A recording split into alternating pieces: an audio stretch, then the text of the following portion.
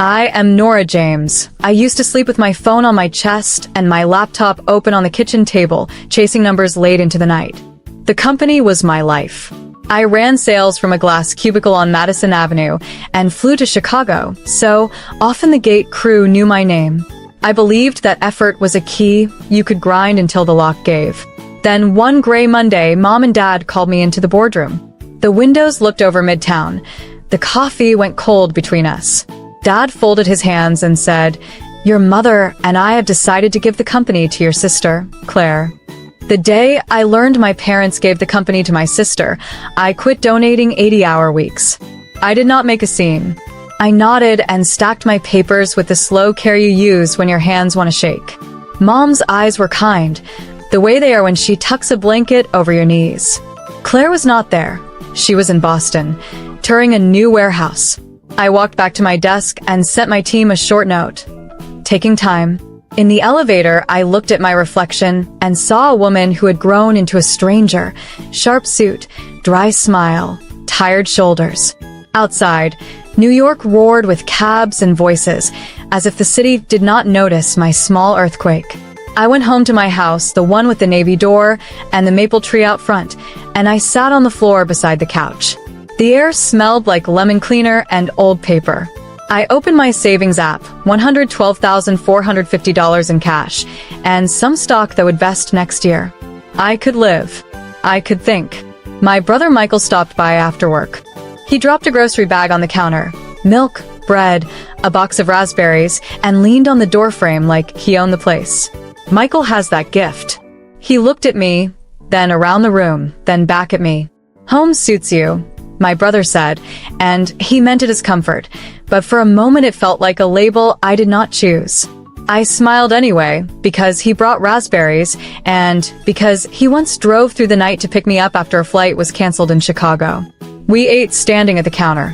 He told me about a client in Jersey who paid late, and I told him about the boardroom. We did not say the word loss. We said, "It is what it is," the way people in America do when we are trying not to cry. That night I walked from room to room and took stock. My bedroom, small and calm, with the quilt Aunt Rose made. The office, full of binders and quiet dust. The kitchen where I boiled pasta and spread butter on toast when the day had gone long. I wrote a list on a yellow pad titled, "What I Keep." I wrote, my house, my health, my mornings, my laugh, my name.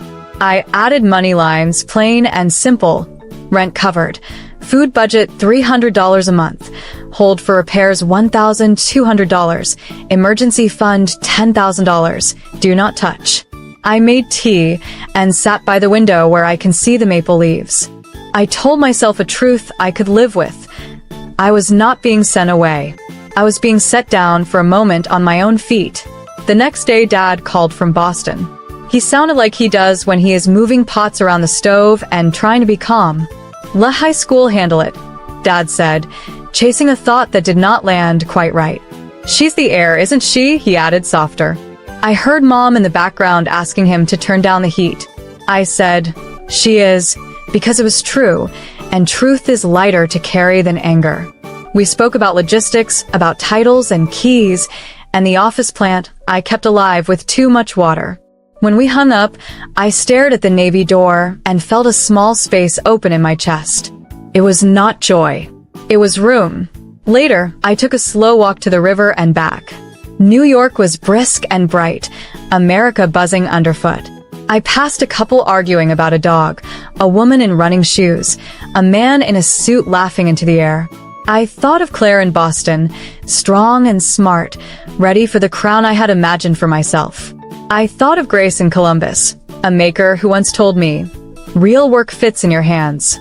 I thought of Daniel in London, a friend in Europe who had asked if I would ever start something of my own. I did not have an answer yet.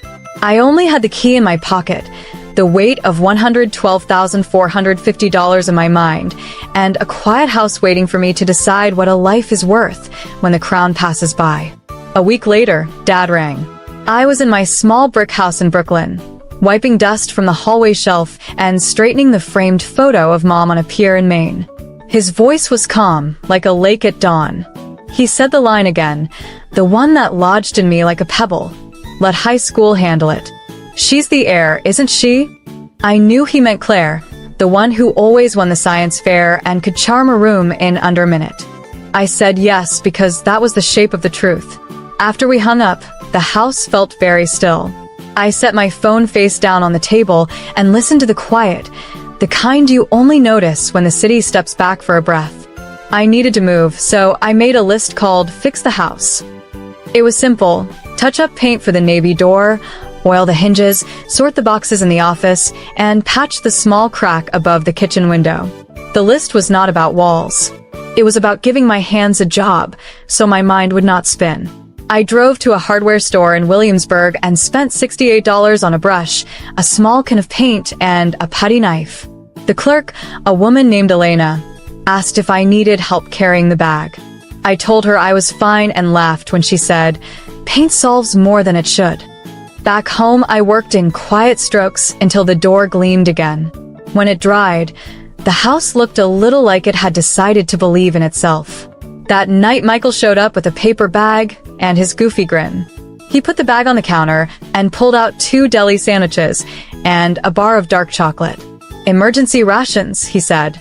We sat at the small table by the window. He asked how I was, and I told him I was being practical.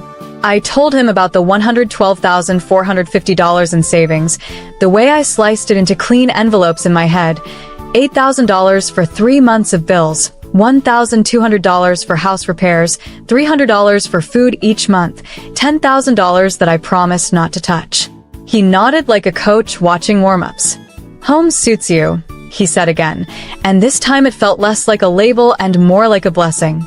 When he left, he pressed the chocolate into my hand and told me to save it for a good day. I put in the freezer, back left corner, a promise wrapped in foil. In the morning, an email waited from Daniel in London. He asked if I had ever thought about starting a small line of custom fixtures and shipping a first run to Europe. "We have a buyer who can wire £120,000 as an advance if you confirm a production plan," he wrote. I made coffee and read the note twice. The number sat bright in my head. I thought of Grace in Columbus, Ohio, the maker who kept her shop as neat as a chapel, of the old post office building she had turned into a plant with good light and honest floors. I thought of the road from Brooklyn to Columbus, of the plainness of that drive, and the way America opens when you let it. I replied to Daniel with 3 sentences. "I'm interested. I'll confirm costs. Give me 48 hours." The house became a war room. I cleared my office table, stacked the binders, and opened a new notebook labeled Nora Works.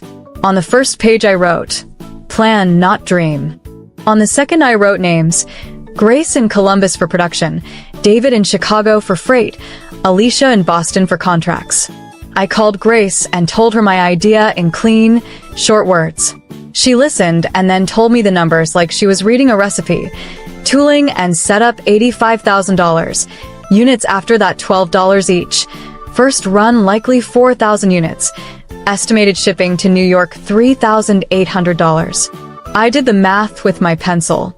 With £120,000, roughly $150,000, I could pay the setup, buy materials, cover freight, and hold a cushion. I thanked her, and she said, "Make it yours, Nora. Real work fits in your hands." By afternoon, I had a budget, a draft quote, and a list of risks written in the margin like guardrails. I took a slow walk to the river to think. New York was bright and busy. The air had that metal taste the wind carries off the water. I told myself that starting small is not the same as thinking small. Starting small is how a house stands, one brick at a time. When I turned back, the maple leaves near my porch flashed like coins. I unlocked my navy door and stepped inside, feeling the house meet me like a partner. America felt near and wide. The kind of country that will let you try again if you bring your own hammer and your own hope. I sat at my table, wrote a clean email to Daniel titled Yes, and pressed send. Morning came like a clean sheet. I packed the trunk of my car with a small suitcase, a thermos of coffee, the Nora Works notebook, and a box of sample parts one kept from old projects. I locked the navy door, touched the maple tree for luck, and pulled onto the highway. The road out of New York unspooled in long gray bands. I told myself I was not running away. I was driving towards something I could hold. America opened the way it does when you give it hours, bridges, rest stops, long fields, and towns with neat flags. I kept the window cracked and the music low and repeated my plan like a recipe. Meet Grace in Columbus, confirm costs and schedule, set delivery dates, lock freight with David in Chicago, send a clean quote to Daniel in London for the £120,000 advance. By noon I reached Pennsylvania and stopped in Pittsburgh for gas and a sandwich. I sat at a small metal table outside the station and ran numbers on my phone. Tooling and setup, $85,000. First run, 4,000 units at $12 each, so $48,000.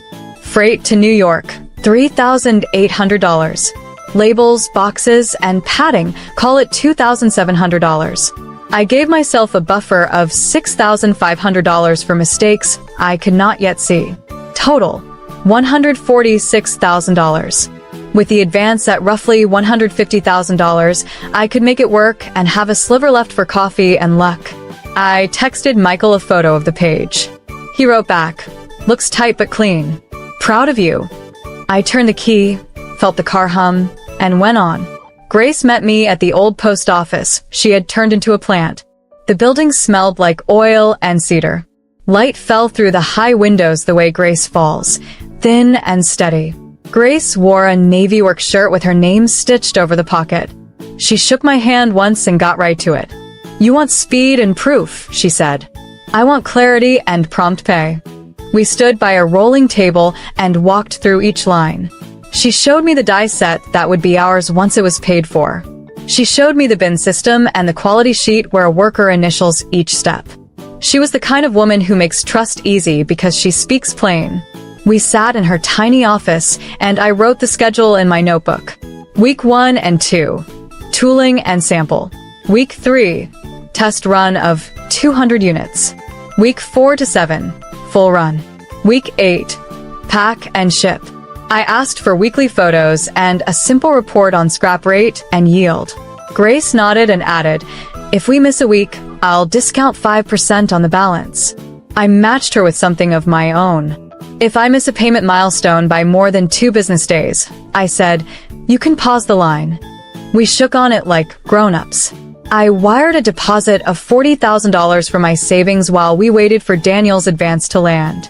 Watching that number leave my account felt like stepping onto a narrow bridge.